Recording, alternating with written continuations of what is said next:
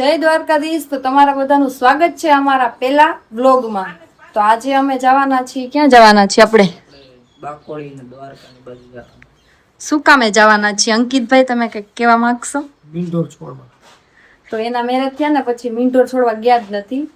કંઈક ને કંઈક વિઘન આવી જતું હતું, તો હવે માંડ મેળ આવ્યો છે. તો હવે અમે આજે મીંઢોર છોડવા જઈએ છીએ. આજનો મારો લુક જોઈ લો, બતાવી તો જરાક આગો જઈને થોડો કેવી લાગુ છું. ધૂમ ધૂમ તાણા. હે કેટલી વાર છે હવે બેહો ને ગાડીમાં? જવું છે. તો બધા તૈયાર થઈ ગયા છે ને હવે અમે નીકળી છીએ બાકોડી. તો ગાઈઝ અમે વચ્ચે એક સ્ટોપ લઈ લીધો છે, ભૂખ બહુ લાગી હતી તો બધા ગાંઠિયા ખાવા બેસી ગયા છે.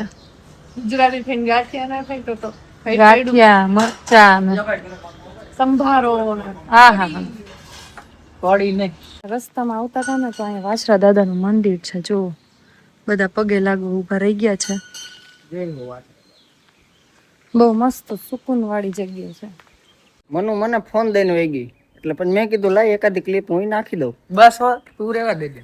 ના ભાઈ થોડુંક ઘણું શીખવું પડે પછી. અરે જગ્યા છે શાંતિ.